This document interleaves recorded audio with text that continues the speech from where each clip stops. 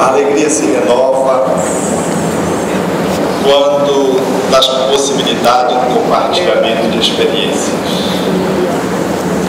Quando Allan Kardec propõe aos espíritos a questão em A Lei de Sociedade, no Livro dos Espíritos, que seria para a sociedade se houvesse o relaxamento dos laços de família, e os espíritos respondem: seria a recrudescência do egoísmo.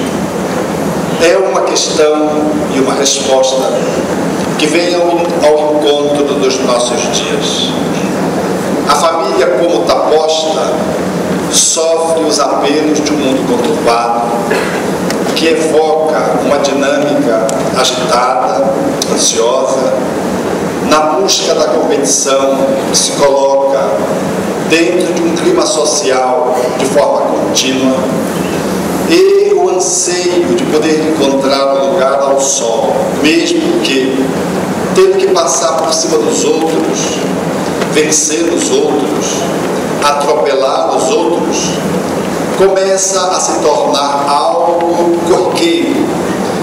E a família, na tentativa de proporcionar aos seus membros bem-estar e felicidade, fala aos seus filhos, aos seus membros menores, de que só é possível o sucesso se eles puderem se investir dessas estratégias que são compartilhadas no mundo, de uma forma a estar disponível em todos os quadrantes do planeta.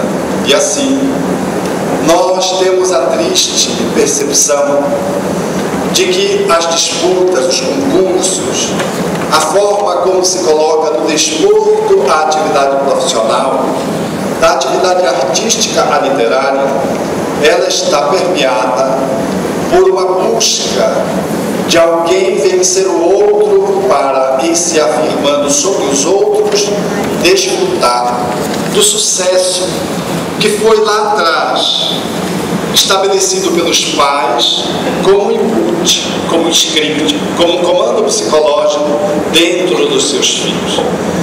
E assim nós nos movimentamos no cotidiano, às vezes mesmo no domingo, aonde não há nenhum a fazer cronometrado, quando estamos nas estradas ou nas ruas de uma cidade maior, ninguém pode nos ultrapassar, porque temos a necessidade de ultrapassá-lo igualmente, como se ele, em nos ultrapassando, pudesse estar nos vencendo. Estamos tão impregnados do processo competitivo que nós não conseguimos deixar de acelerar o passo num shopping em função de chegarmos primeiro que alguém que vem no mesmo caminho na direção de um elevador, ainda que seja um dia descontraído, um sábado, e não tenhamos nenhuma urgência. Essa é a cultura que nós experimentamos na atualidade, que nos encaminha para sermos vencedores sobre os outros, mas para experimentarmos uma amarga derrota dentro de nós mesmos, para superarmos as pessoas que são os nossos concorrentes, nossos adversários, quase inimigos, sem nos darmos conta de que a verdadeira vitória é aquela que se estabelece no campo interior de autossuperação, de ultrapassagem de si mesmo, de avanço sobre os seus próprios limites, de redicionamento dos nossos próprios conflitos internos. A busca pelo sucesso não corresponde ao alcance da felicidade. O homem pode alcançar na terra a vitória sobre os outros, ganhar prestígio popular, visibilidade, dinheiro, fama. Necessariamente, no entanto, a felicidade não está com ele.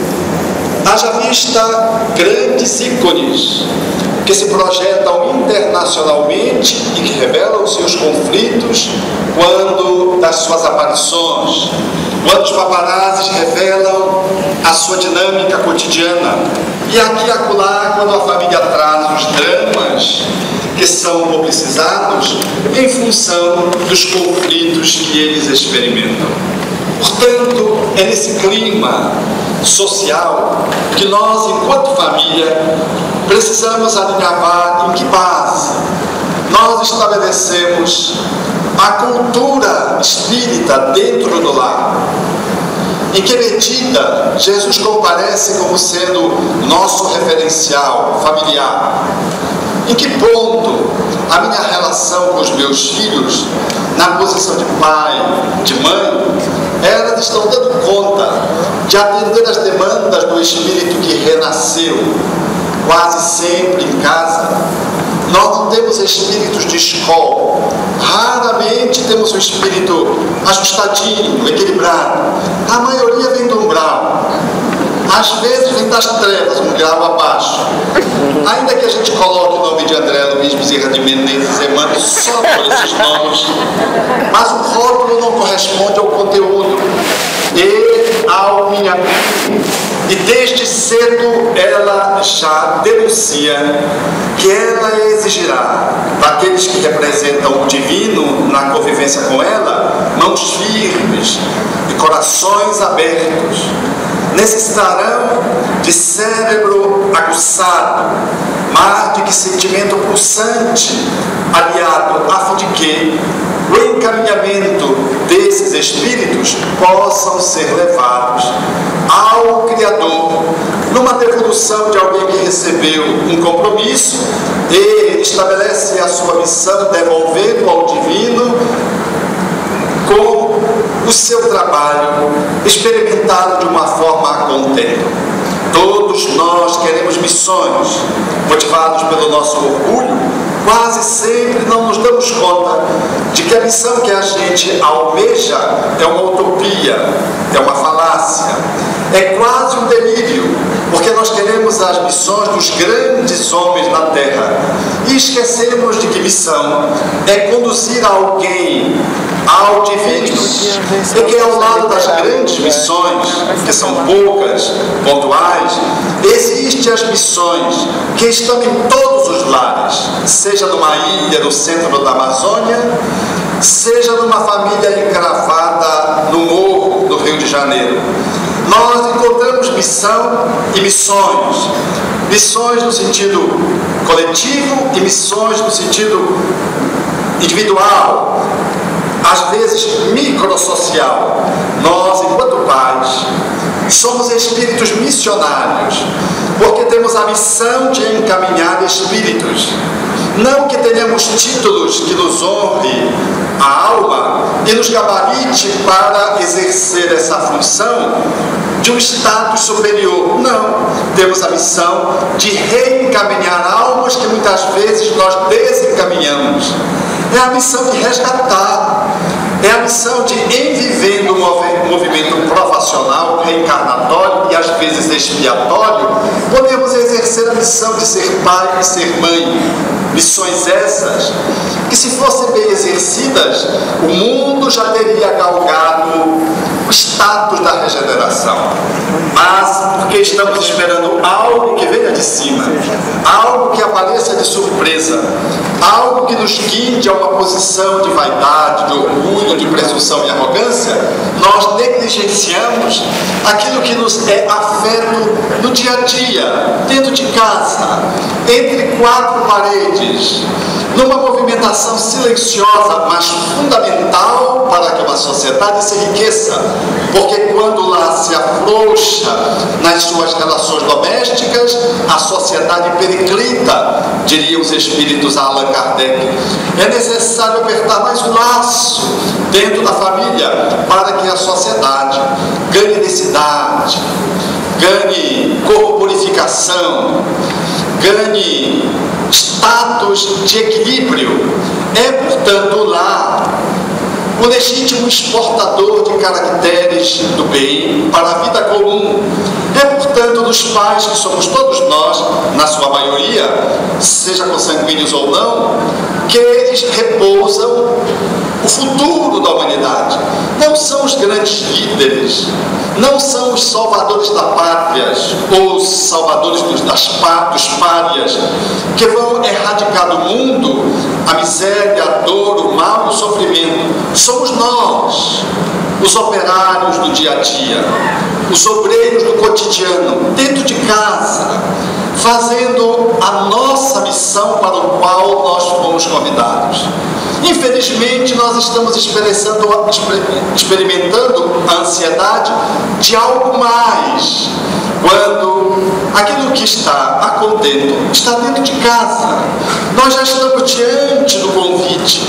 Às vezes o convite já está sendo negligenciado, mas em função dessa hipnose que a nossa presunção e o nosso orgulho nos domina, nós ficamos aguardando algo, esquecendo de que ele já está posto na pauta do nosso dia a dia. Portanto, eu quero fazer um convite a todos aqueles que participamos presencialmente e pela via das redes sociais, os internautas, de que possamos assumir a nossa missão antes que sumamos da terra, desencarnando, ainda aguardando na velhice que algo aconteça, quando já aconteceu a tragédia da negligência, do esquecimento, do relaxamento, no que tange aquilo para o qual nós reencarnamos. Assim sendo, é necessário ser pais dos nossos filhos. Não há missão, talvez nessa encarnação, superior a de poder produzir um filho, porque um grande líder de uma sociedade, qualquer que seja ele que você imagine em qualquer país, nasceu de um lar, teve pais, e os pais são a representação de Deus. Há, no movimento de cocriação pela via do renascimento, uma perspectiva simbólica que embute esse caráter de pai e mãe representarem a grande fonte nutridora dos filhos. Pai e mãe representam no relativo o que o divino é para a criação, para todos os espíritos que habitamos o cosmos. Logo, investido dessa responsabilidade, dessa missão, no sentido mais apropriado do termo, que remete-nos necessariamente a uma postura de humildade, que fala-nos dessa possibilidade de não só manter para os nossos filhos a atividade da segurança, da proteção, da nutrição material, indispensáveis ao desenvolvimento de um corpo, uma ração alimentar que possa lhe assegurar um bom desenvolvimento biológico, uma roupa que lhe possa lhe deixar melhor aclimatado às diferenças de clima.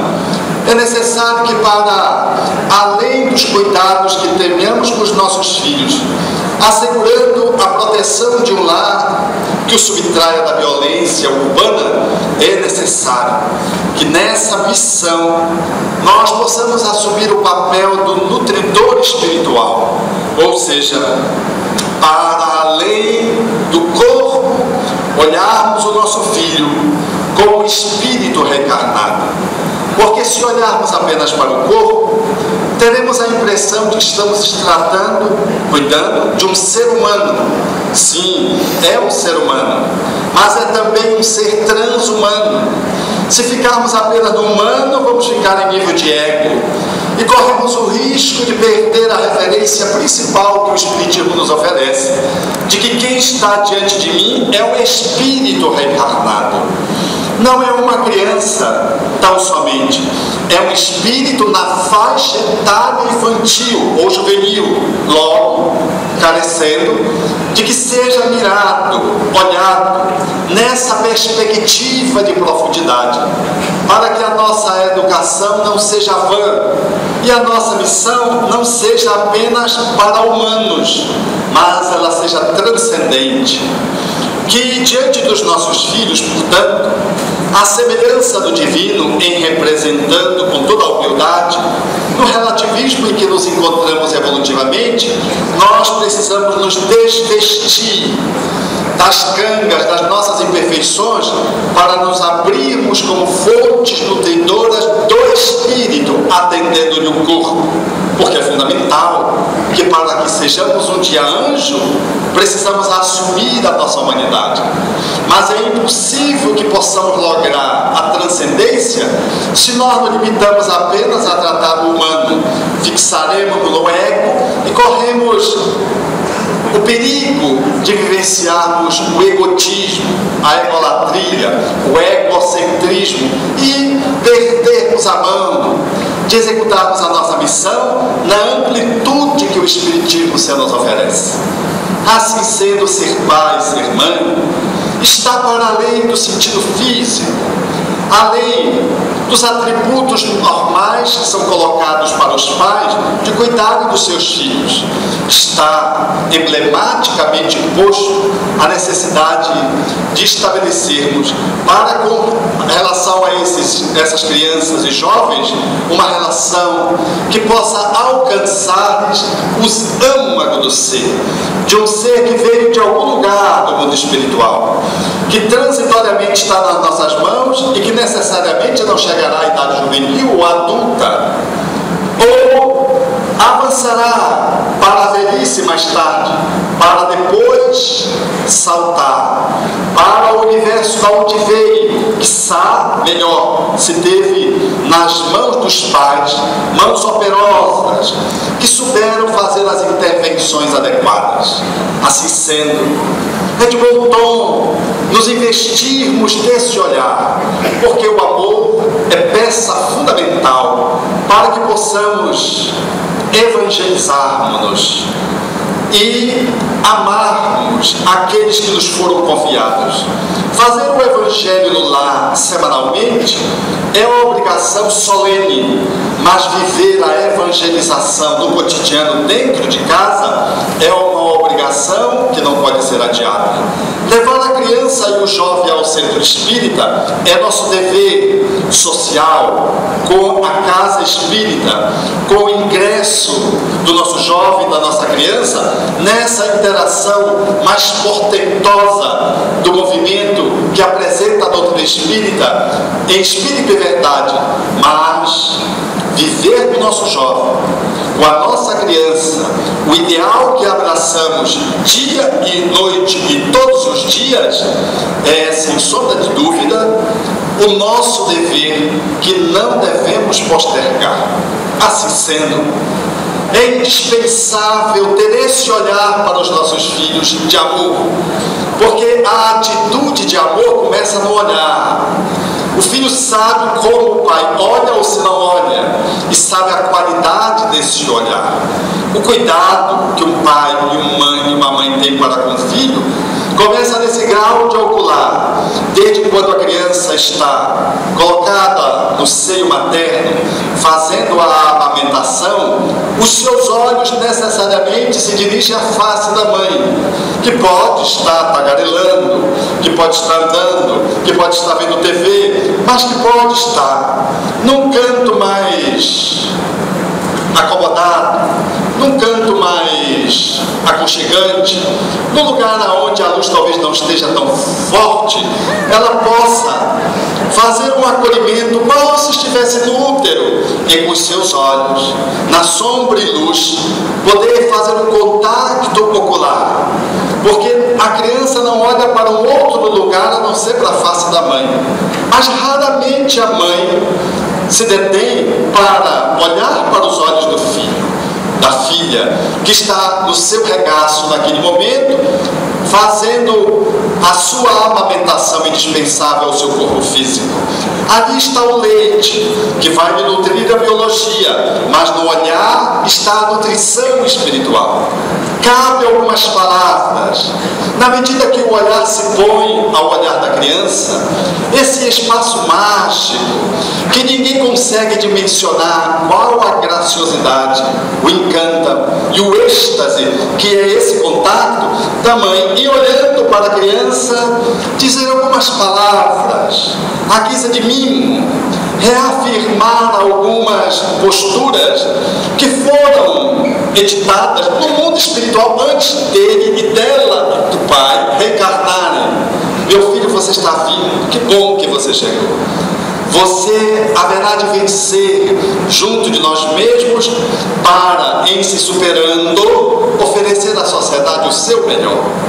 Você, como eu, como nós, todos que estamos em casa, como o seu irmãozinho que já chegou, haveremos de superar as nossas diferenças e vamos nos amar um pouco mais. A intuição vai fazendo a mãe evocar lembranças que ficaram para trás e que naquele momento de quase transe, ela é capaz de dizer ao filho coisas que deverão ficar marcadas para a eternidade, se não, pelo menos para aquela encarnação em curso. E ela o faz num diálogo de alma para alma. Ela não está fazendo sala, ela não está fazendo um jogo social, não é uma atitude de fala e de olhar hipócrita, não é uma convenção humana, é um contato de almas. E quando você faz isso, você vê que a criança recebe, capta, acolhe.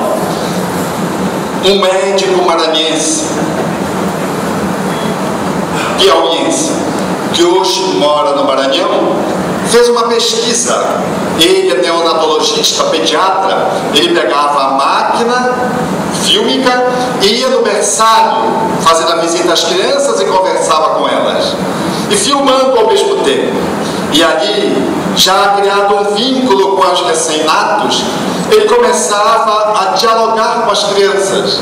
E para que pudesse ter certeza de que as crianças o ouviam, ele dizia: e agora, se você está captando o que eu estou dizendo, mexa a mão direita, o braço esquerdo, sorria, mexa a perna direita, a perna esquerda. E assim, mediante código, a criança fazia a movimentação com ele apresentando mediante a documentação fílmica. Apresentou num congresso da Associação Médico Espírita Brasileira essa proposição e esse ensaio que ele fizera, mostrando que aquilo que a proposta espírita se nos afirma é de forma cabal verdade. Porque se ele, como pediatra, era capaz de conversar com os bebês, imagine as mães, os pais, que tinham um vínculo muito superior a ele, que era um vínculo circunstancial, profissional, pós-nascimento. Imagine a criança que vem das entranhas, quando o pai participa da gestação, e o fenômeno do diálogo com o bebê quando o bebê nasce, sabendo-se que é um espírito que reencarna desde o ventre materno até antes do Evangelho do Lar. O espírito aporta para fazer um movimento de aclimatação doméstica, para poder quebrar algumas resistências de animosidade com esse ou com aquele membro, para poder superar algumas inseguranças, para afirmar o seu projeto de vida. Ele comparece. Quantas vezes no Evangelho do Lar nós estamos sendo visitados pelos futuros filhos, netos, que ali, trazido pelos benfeitores espirituais, num planejamento rico, vai-se mais tarde operando, se concretizando na gestação e no nascimento. E, portanto, estar no colo e manter esse diálogo é a reafirmação de princípios, de propósitos, de cumplicidades. É nesse vão do olhar que nós vamos caminhando até para quando o filho se esvai, para buscar a sua tribo na posição do jovem, do adolescente, porque a criança, ela fica circunscrita ao lar, ela faz do lar o seu único grupo social quase, mas o adolescente, que é um parto que demora de 10, 12, 13 anos, aonde tem uma criança e nasce um adulto, ele faz o seu movimento de emancipação, aos poucos, como uma ave que ainda em plume tenta ensaiar os seus primeiros voos ali na ramaria em torno do ninho, para que mais tarde ela possa desferir o seu grande voo. Assim é o adolescente. Ele faz esses ensaios, buscando os amigos da escola, os amigos do condomínio, os amigos do prédio, os amigos da internet, e ele faz isso E ao fazê-lo, quão indispensável é que os pais tenham um olhar para eles. Porque mesmo que o filho esteja distante, é possível que o filho faça, o pai e a mãe façam o acompanhamento. Não do jeito que eles querem, porque é impossível poder controlar os pés do adolescente pela internet, pelo WhatsApp, pelo celular. Porque os filhos, quando chegam na adolescência, eles já vão viver a consequência da infância. Se você quer ter um bom relacionamento com o adolescente, retroativamente vá para a infância, e você já sabe como vai ser a adolescência. A adolescência por si mesma já é um período de transição, de instabilidade. O espírito vai retomando as suas possibilidades anteriores, o corpo amadurece, consolida-se a reencarnação, e logo é nessa faixa etária, uma faixa naturalmente de reverência, de conflitos que são minimizados se a infância foi boa. A melhor fase para educar o espírito é na infância. O olhar para o adolescente deve ser a continuidade do olhar para a criança. Logo, se você não olhou para a criança, você não vai conseguir manter o vínculo de segurança, de nutrição espiritual e emotiva com o seu filho adolescente. Você vai ter dificuldade, porque o adolescente que sai de um lar e que não se sentiu amado, ele procura um lar correspondente, às vezes até apressadamente, antes do tempo, num relacionamento afetivo sexual, precipitando uma reunião como que é conjugal, um arremedo de reunião conjugal, de união conjugal, porque ele não tem estrutura, não tem independência econômica para fazer o voo, mas ele o faz para ser adotado pela família da noiva, do noivo, do namorado, da namorada, em tendo um filho. E assim ele faz um salto que não era previsível ou previsto antes da reencarnação, mas que era previsível quando se olha a nossa vivência aqui e agora em curso. Não tivemos um cuidado suficiente para os nossos filhos enquanto pequenos. Agora, enquanto adolescentes, eles querem se ver livres da gente. E os pais querem controlar os adolescentes quando não cuidaram da criança. Logo, é impossível, mesmo achando que pode fazê-lo por GPS, pelo guia do qual a gente manda para que cuide dos nossos filhos, que aí a gente passa a orar, a gente passa a ter um fervor na oração, aí a gente quer que os benfeitores façam o que os benfeitores materiais não fizeram.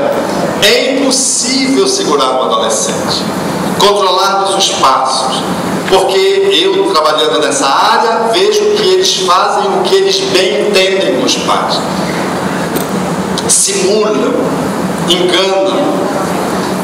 Você telefona, já está lá no telefone dos amigos, quando a mãe, achando que vai achar o filho, telefonando para os amigos, está lá. E está com um ícone, aparece lá, é a 11, é a 11, é a 11. A mãe já telefonou. É a jararaca, dependendo do animal, tem uma correspondência psicológica. O leão, o tigre, a cobra, dependendo da forma como o conflito se estabelece na relação com os filhos. E a mãe pensa que consegue, não consegue. Tampouco com esse aspirador de filho, porque ela sai para a porta da casa, do apartamento, do condomínio, e fica com o aspirador de filho esperando que o filho venha chupando. Não vem, ele só vem a hora que ele achar que deve vir. E já com substâncias, usando às vezes substâncias, minimamente o álcool, ele chega na hora que ele acha que chegar. E é sempre depois do horário que você previu ou que você tentou combinar com ele. Porque o adolescente só ajusta a combinação, o contrato com os pais, se esse processo foi contratado ao longo do tempo da criação dele. Não se consegue fazer um ajuste assim. Mas se você fez esse caminho, é natural que o adolescente responda a um contrato que você faz no relógio. A que horas você vem? Ah, pai, eu venho às 3, não, 3 está muito tarde. Você vai ter aula no outro dia, eu sei que é com 15 anos, porque 15 anos eu fico impressionado como tem 15 anos, né? Quando o filho chega nessa idade de 15 anos, ele só falta sair todos os dias. a despeito de ser grandes festas, elas nem sempre se dão na sexta, no sábado ou no domingo. E então ele diz: venha 1 hora. 1 hora não, vai ficar muito cedo. Aí vai a negociação e cai 2 horas. Como comerciante, sempre no meio. E ele chega se tem compromisso com você. E o compromisso não é a autoridade do autoritarismo, é a autoridade da amorosidade construída numa relação. Como a filha chegou em São Paulo depois do horário, e o pai já agoniado, porque ela não chegava. Quando ela chegou, disse: minha filha, o que foi que aconteceu? Ah, pai, estava tão bom, eu estava tão feliz. E ele disse, sintetizando o diálogo: minha filha, combinamos o horário, você chegou depois. Como é que eu telefonei, você não atendeu o telefone? Disse: ah, porque estava tão bom, e eu estava tão feliz. Ele disse: mãe, filha, mas para você ser feliz, o seu pai não precisa ser infeliz. Nós podemos ser felizes juntos. Você, se achasse que deveria ficar mais um pouco, telefonaria para o seu pai. Nós combinamos um horário. Ah, pai, foi mal. Quer dizer, esse é o diálogo de pessoas que se amam, porque construíram uma relação de amorosidade ao longo do tempo. Não é que o jovem vai ser correto de forma pontual, de forma compulsiva e de forma obsessiva, porque todo jovem que chega todo o tempo em cima do horário é preocupante. O jovem que é normal, ele chega um pouco depois. Às vezes ele chega antes, porque a balada não estava boa, ele veio antes, terminou com a namorada, chegou antes. Às vezes ele chega depois, porque ele encontrou justo aquelazinha, que é a zinha do passado, com quem ele vai se engalfinhar nessa vida, positivamente, vai casar e vai dar os netos. É a alma com quem ele se comprometeu. Então, pela primeira vez, ele subverte radicalmente o horário. E ao invés de chegar a 1, ele chegou às 5. Você já telefonou para o ML, para os hospitais, não encontrou o filho, fez uma prece para o anjo guardião para ver se vinha alguma notícia, se ele chegou bem ou mal lá, e ele chega às 5 horas assobiando. E os pais quase na síndrome do pânico, mal e ansiedade. É natural compreender nessa circunstância pontual que esse foi um momento episódico fundamental na vida daquele espírito. Ele encontrou a alma e fez com que ele subvertesse a relação com seus pais, com que esquecesse. E inconsciente ele foi guiado para uma programação. Isso foi o que aconteceu com um amigo, foi exatamente assim. Ele era obediente, muito espírita, mãe muito firme, nunca se atrasava. Num dia, ele chegou 4 horas depois do horário previsto. A mãe naturalmente estava para ter mais um filho, de tanta ansiedade, e ele chegou assobiando. E é com essa mulher que até hoje ele assobia, porque era a companheira com quem ele projetou. O filho normal, ele é esse filho que varia no horário, mas ele cumpre. Se ele quer se demorar mais um pouco, ele telefona. Mas por quê? Porque o olhar, o cuidado e a relação está estabelecida em cima de um vínculo. E o vínculo é da amorosidade. Não há vínculo de acompanhamento do outro que seja mais imponente, que seja mais virtuoso do que a amorosidade. Ninguém controla pela intelectualidade. Você quer saber se o seu filho está usando droga? Você pode usar 1000 artifícios, descobrir ou não descobrir, não vai fazer a menor diferença. Mas se você ama e ele se sente amado, e essa relação é de reciprocidade, você pode olhar-lhe nos olhos e perguntar: meu filho, o que está acontecendo? Você está experimentando alguma droga? Ou se ele estiver com alguma droga na cabeça, só olhamos a maconha, que hoje é moda, no dito uso recreativo, você experimentou maconha, você está usando maconha, olhando-lhe nos olhos, o filho não tem como não responder. E o filho tem espaço emocional para dizer: pai, eu estou um mês, uma semana, ou experimentei. O filho diz porque tem uma cumplicidade construída no processo relacional. Ali nós temos uma relação de profundidade, porque o pai não controla pelo controle, o pai controla pela via do cuidado. Se o controle não está a serviço disso do cuidado, ele é neurótico. E a neurose, o filho se esquiva. Mas se o controle revela o cuidado que resulta da amorosidade, o filho se sente naturalmente implicado, naturalmente envolvido, acompliciado na relação. E a relação de olho no olho é uma relação de autenticidade e de espontaneidade, que começou lá, quando o pai coloca a criança no colo para rotar. E depois que ela rota, ele coloca nas mãos e começa a ter o mesmo diálogo que mais ou menos a mãe estava tendo, cada um do seu jeito. Esse diálogo ali, esse olhar ali, desse encontro amoroso, ele vai se perpetuando, vai se incrementando, vai se solidificando. E quando chega na adolescência, que o pai pergunta: você experimentou esse pai? Experimentei. Ele não tem pejo de poder dizer para o pai, e ele não vai ter uma resistência movida pelo medo, sonegando essa informação. Ele será capaz até de se antecipar, dizer: pai, eu quero conversar contigo uma coisa, e ele puxar o assunto. Porque foi uma relação que começou ali, no útero, que se expressou fora do útero. E ninguém tenha vergonha de conversar com o bebê. Porque outro dia eu estava conversando com um colega médico, do qual eu cuido, e ele dizia assim: Alberto, uma das coisas que eu achava mais bizarra eram os adultos pais conversando com os filhos. Então, eu não entendia isso. Eu estava num casamento, chegou um amigo e a cerimônia mal se estabeleceu. Ele disse que tinha que ir porque o filho tinha acabado de nascer, tinha 5 dias, 6 dias.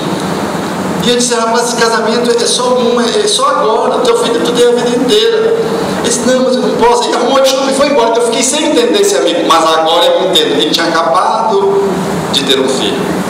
E ele disse: Alberto, eu chego do plantão cansado. Quando eu ponho o meu filho nas mãos e começo a conversar com ele na sacada, e me vi surpreendentemente fazendo tudo aquilo bizarro que eu criticava dos outros. Vocês já viram a mímica facial? Vocês já viram a sonoridade dos pais? Não estou falando dos avós que nem se fala, estou falando dos pais. E ele dizendo: parece que o cansaço se esvai. E eu fazendo todas aquelas mumices que eu criticava nos pais que eu acompanhava como médico. E eu me surpreendi, batendo fotografias e o celular já não mais conseguindo segurar as fotos, porque os arquivos não davam conta de tanta foto. Não tenhamos pejo de fazer isso, porque isso é denso, isso é profundo. Isso é que vai sustentar mais tarde grandes dores que às vezes estão previstas na caminhada da família. Então, essa pegada dos pais para poder fazer dos filhos homens de bem, se não espíritas, porque nem sempre os nossos filhos darão conta de ser espíritas, porque ser espírita não é para qualquer um, não. É só para gente como a gente, atrapalhado, doente, que precisa de tratamento sério. Tem alguns que até querem ser espírita, mas não conseguem. Allan Kardec explica: é a maturidade do senso moral. Mas nós lhes oferecemos uma ética pautada no espiritismo, que talvez ele não lhe siga enquanto princípios, mas o comportamento moral que o Evangelho nos enseja experimentar, ele é comum a qualquer religião, porque amor é amor, as virtudes são as virtudes. Ele leva esse acervo que foi construído não numa fala professoral, mas numa vivência do cotidiano, pela via mais pedagógica e mais profunda que se estabelece no aprendizado aluno-professor, que é a vivência, que é a experiência. Então é nesse movimento que os filhos vão se apropriando de uma proposta que, ainda que eles saiam do espiritismo, a moral espírita não sai deles. Como vi com o nosso amigo Raul Teixeira, que quase todos conhecemos, que chegou do Rio de Janeiro para falar com um amigo, e estava conversando com um amigo que era empresário. De repente chegou uma terceira pessoa. Quando viu por trás desse empresário, tinha quase um banner de Allan Kardec. Era um padre. essa pessoa que chegou, olhou para o empresário e disse: não é possível que você... Aí o amigo disse: sim. E não venha me dizer que você é espírita. E foi impostando a voz.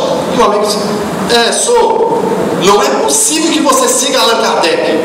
E o amigo disse, já tinha até dúvida se ele continuava sendo Allan Kardec. Titubeou porque ele falava com uma inflexão de voz de indignação. Depois ele quebrou o estado e disse: esse Allan Kardec me persegue. Um gigante. Aí, meus pais me colocavam na evangelização infantil desde criança. Eu não queria ir, mas ele me levava. Depois, quando eu entrei na juventude, eles me mantiveram na evangelização do jovem. E eu querendo me livrar, eu não conseguia. E à medida que eu consegui sair, aí eu fui para o mundo. E quando chegava nas baladas e queria passar as mulheres para trás, eu me lembrava do Allan Kardec, aí não conseguia. E eu queria passar um amigo para trás, aí eu lembrava do Allan Kardec, não conseguia. A moral espírita ficou emprenhada nele. Aí eles viram, nosso amigo Raul Teixeira também, que estava olhando aquela cena sem entender, meio assustado. E aí ele olhou para o empresário e disse: e você sabe como é meu nome? Allan Kardec. Os pais, para não perder a educação da sua missão encaminhando aquele espírito, botaram o nome de Allan Kardec. Eu tenho encontrado muitos Allan Kardecs. Em Belém do Pará, eu encontrei 2 espíritos pertencentes a uma família, que um era Allan Kardec e a mais velha era Sheila. O Allan Kardec dava na Sheila, gente. Vocês precisavam ver. Nada obstante a Sheila fosse um pouquinho mais velha, ela apanhava do Allan Kardec. E eu olhava para a mãe e dizia: mas puxa, Allan Kardec dando na Sheila, mas não tem nenhum Teofrasto, não tem nenhum nome do espírito inferior. Ela ria e disse: não, Roberto, foi Deus que deu o nome. Mas como Deus? Não, eu ponho num papelzinho, jogo para cima e o que se eu sorteio eu ponho o nome do filho. Eu digo: mas o que você escreve nos papelzinhos? Ah, doutor Beto, Emmanuel, Sheila, Pedro. Então Deus tinha uma opção, mas era como Deus, uma opção do bem.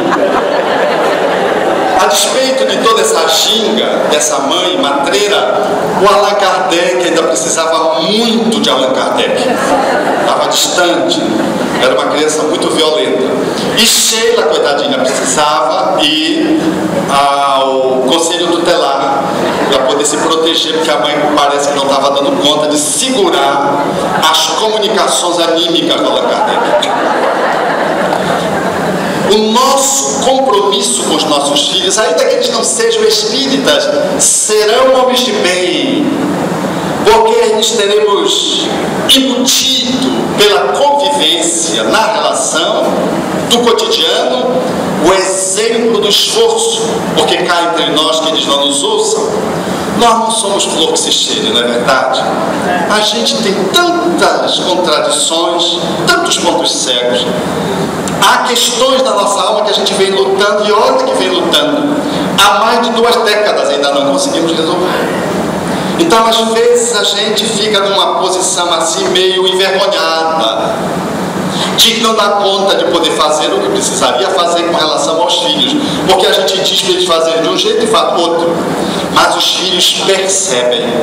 A despeito dessa contradição, dessa ambiguidade que nós apresentamos, se nós nos esforçamos, eles percebem. E se nós nos esforçamos, nós somos os espíritas verdadeiros, porque o espírita verdadeiro é um lutador, não de MMA, é um lutador que luta consigo mesmo para se autotranspor, para se ultrapassar, para poder fazer a grande alquimia inadiável e inalienável da autotransformação moral, a mais difícil de ser feita. E os filhos, quando percebem isso, a teoria que o pai e a mãe não conseguem às vezes colocar na pauta do exemplo, eles conseguem valorizar aquela teoria a partir do esforço que eles veem do pai, da mãe, em tentar fazer aquilo e não conseguir. Então vale. Para educar os nossos filhos, nós não precisamos ser perfeitos. E os nossos filhos não precisam de anjos. Os nossos filhos precisam de seres como nós. Nós somos os pais ideais para os nossos filhos. Não os pais que eles idealizaram enquanto crianças, ou idealizam enquanto crianças e adolescentes, mas os pais na conta certa para atender os nossos filhos. Porque esse reencontro, ele se faz a partir do mundo espiritual, em regra, não em todas as famílias, e ele se faz mediante um olhar ancestral de outras ocorrências domésticas ou não, no qual nós temos de encontro, e agora nós estamos indo ao encontro, ao invés de encontro. Então nós fazemos um planejamento para fazer revisão de contas internas junto ao outro, com o qual nós nos comprometemos. E aí nós recebemos a ex do passado, que vem como filha para aprendermos a amá-la com desapego. E ela, a seu turno, vai desenvolver agora o amor por nós, transmutando o amor passional em amor filial. Nós recebemos dois espíritos que nós estimulamos a competição e que se mataram, e agora eles vêm como irmãos. Não vêm como chifópagos, mas vêm como gêmeos. Ou não. E aí nós precisamos administrar se são gêmeos. A começar do nome. Nome de filho, a gente tem que dar sempre diferente. Se é gêmeos, nós deveríamos vesti-los diferentes, trajá-los diferentes. Porque é comum dos pais acharem bonitinho do ponto de vista da estética visual, mas não consideram a estética espiritual. Veste os filhos do mesmo jeito, põe um nome quase que você não consegue saber quem pelo nome, imagine pela roupa, imagine pela cara se eles são irmãos univiterinhos, nasceram com a mesma base genética. Então, se eles vêm gêmeos, a gente coloca bem diferente, porque quase sempre um vai ser a sombra do outro, vai ter problema. Então a gente vai colocar em sala diferente na escola, vai vestir diferente, vai postar nome diferente, põe um nome bonito, por exemplo, Alberto, e põe um nome feio qualquer outro, e assim vai. Vai fazendo de modo que eles possam garantir a sua identidade, a sua individualização, evitando o individualismo de uma relação mesclada, na qual um vai se sobrepor ao outro, que vai ficar sacrificado ao longo do seu desenvolvimento. Então, esse reencontro com filhos e filhas dentro do lar, ele é para que nós possamos fazer um novo rearranjo pedagógico espiritual. É para que a gente possa se reencontrar depois de tantos desencontros. E cada um vem na posição certa. Pai é pai, mãe é mãe. E filho é filho na hierarquia funcional familiar. Quem manda em casa são os pais. Mas pode exercer o mando autoritário, que não é bom. Mas jamais podem ser abdicadas, abrir mão da autoridade de gerir os filhos, dando uma liberdade permissiva, a ponto tal dos filhos começarem a mandar dos pais, a ponto tal de se fazerem uma reunião e fazerem por voto uma decisão. A gente consulta os filhos, dialoga com os filhos, mas a decisão compete aos pais dos encaminhamentos familiares. É lógico que isso é uma questão de pouca monta, em que vai se decidir acerca, por exemplo, do como se decora o quarto, consulta-se os filhos e o que eles decidem, nós podemos chancelar. Mas nada de dizer qual é o horário que chega, qual é o horário que não chega, qual é a escola que vai estudar, se vai no centro espírita ou não vai no centro espírita, qual é a criança que vai decidir se vai ou não vai no centro espírita. Aí os pais, porque pega crianças hiperativas, que hoje são quase todas, elas não querem sair do computador, porque elas se super estimulam através dos tablets, dos celulares, dos joguinhos, do YouTube, que elas manuseiam com destreza. Elas não querem ir para a escola. Imagina você perguntar, meu filho, você quer ir para a escola ou não quer ir para a escola? Você quer comer agora, almoçar agora, ou só depois? É a criança que está mandando no pai. Eu vejo muito isso no consultório quando os pais chegam. Eu vejo logo a dinâmica e num olhar breve a gente já sabe quem é que dá as cartas. Se é a avó, se é a mãe ou se é a criança. Se são os pais, se são os filhos ou se são o avô, o tio. Esse exercício do poder, nós não podemos deixar de considerar que ele é pertencente no comando da família aos pais, que podem escolher exercer uma autoridade centrada no sentimento.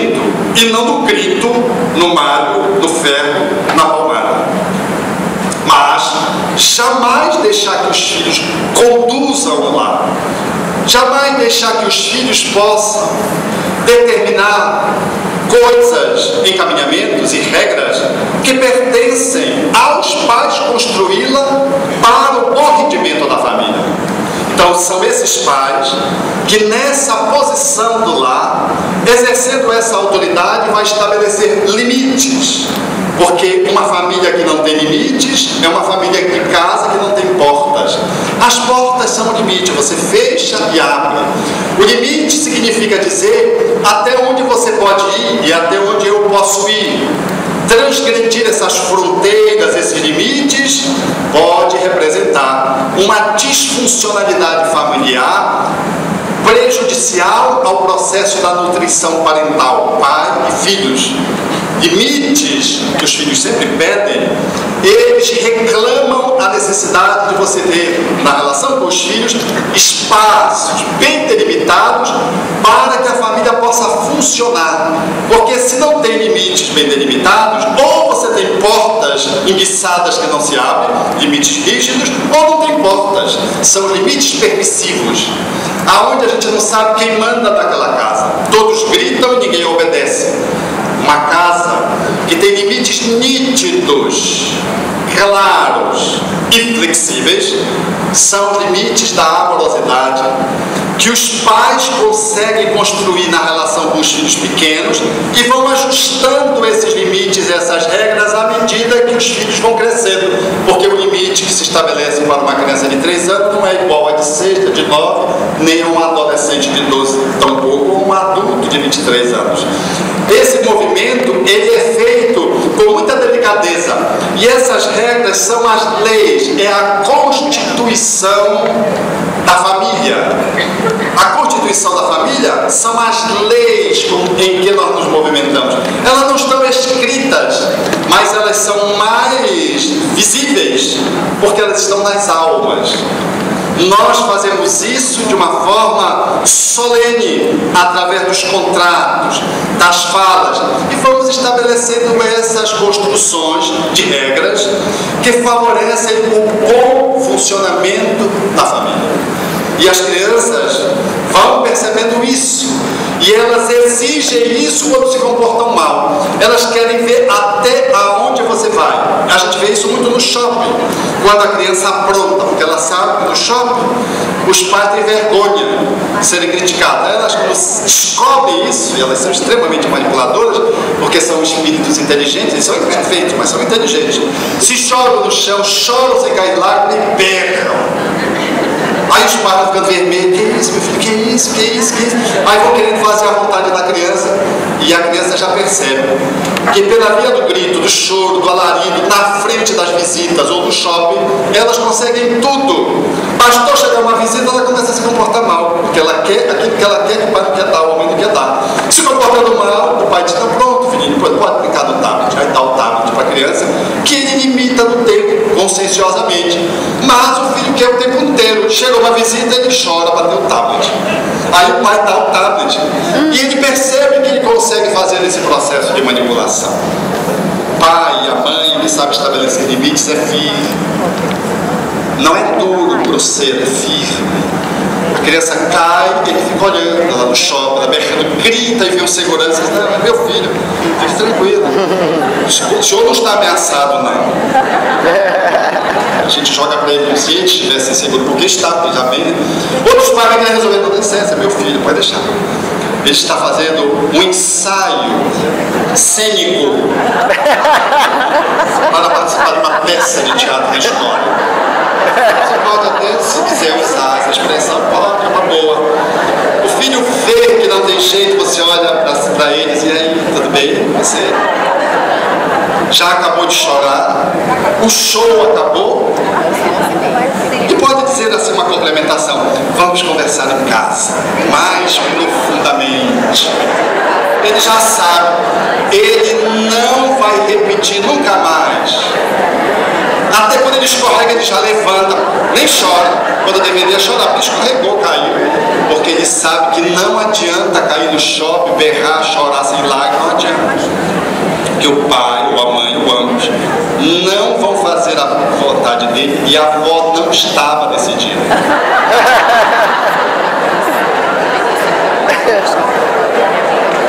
Assim sendo,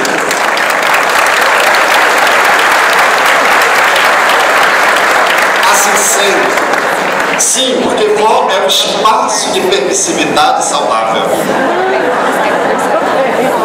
Todos nós lembramos de vós com muita ternura.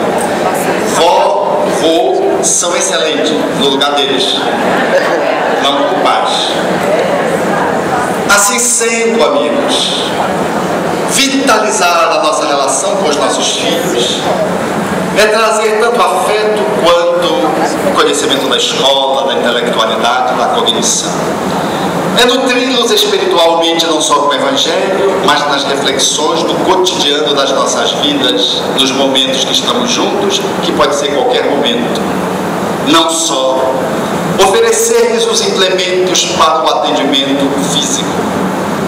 Os pais que querem encurtar distâncias com seus filhos são aqueles que se aproximam espiritualmente deles, emocionalmente deles, para cuidar e não apenas para controlá-los. São aqueles que preferem o movimento da facilitação do que da opressão. São aqueles que se apresentam como sendo os seus pais. Podem ser até amigos, se for o caso, e podem ser-los. No entanto, pais só tem eles. Amigos eles poderão ter muitos. Jamais abrir mão do papel de pai e de mãe, tentando substituir por amigos, achando que o papel de amigo é mais importante. É uma discrepância e uma disfuncionalidade em olhando-se para o lado. E nessa relação com os filhos, podemos abraçar, tocá-los, beijá-los. Não só as meninas, os meninos também. Porque os mesmos adolescentes adoram ser abraçados e beijados. Eu não quero dizer no shopping, publicamente, na escola, na universidade, porque isso é um King Kong naturalmente. Mas em casa eles adoram isso. E essa chegada, esse toque, que vai viabilizando o afeto, que não é o toque da usurpação de limites sexuais envolvendo processos incestuosos e pedófilos, mas o toque da amorosidade de segurança, de confirmação: eu estou aqui, eu amo você, você é importante para mim, eu me importo com você.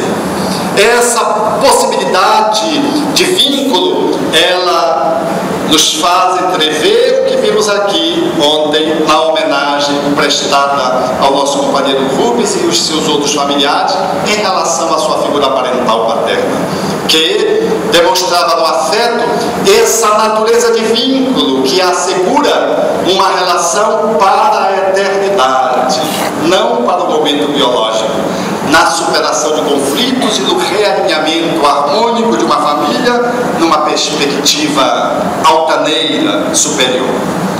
Os pais que querem vitalizar a relação com os filhos são aqueles que trazem o Evangelho mais na ação do que na fala, mas que falam de Jesus, para poder apresentá-lo como seu grande ídolo para ele, o pai e a mãe, a fim de que o filho possa importar essa relação de referência e transformar o Cristo nesse portal através do qual eles deverão navegar a vida inteira.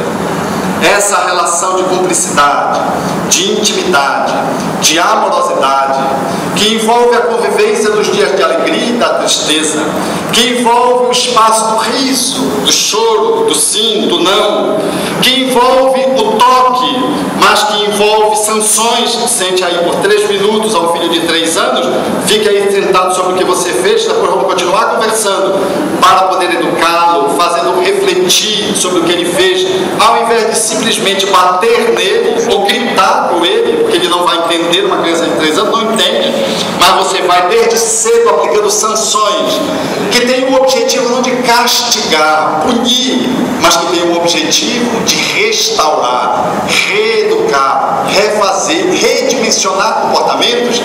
Esses pais que conseguem fazer essa pegada, eles estão fazendo em nome do Espiritismo, em nome da figura de Jesus, o cumprimento das suas missões na terra.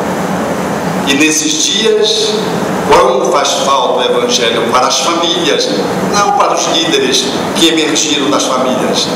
Quão faz falta a figura de Jesus para que possamos nos apropriar do papel de pai e de mãe e podermos, em função dos nossos limites e a despeito das nossas dificuldades, exercê-los tão plenamente quanto é possível a nossa condição evolutiva.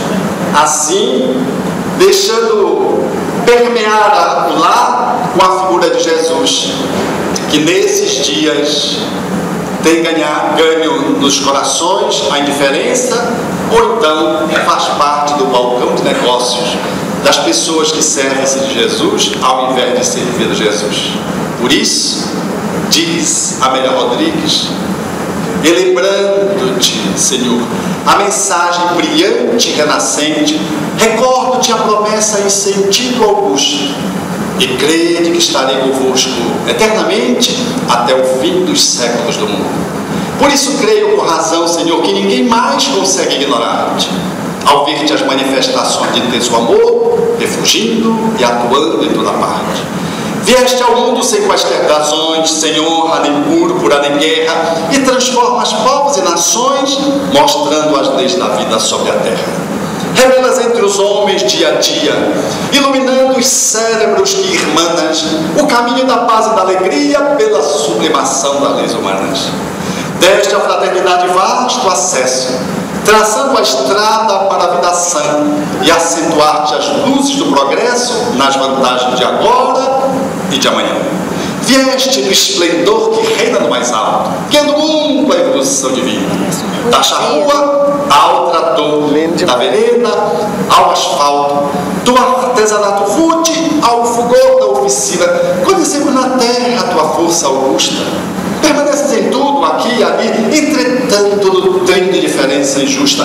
Creio ainda, Jesus, não fomos a ti. Impere-nos e teu ensino eleito a esquecer para sempre o nosso orgulho frio e vão, pois queremos destrancar os recessos do peito a fim de abrir-te o próprio coração. Maria Dolores, o Chico Xavier. Obrigado.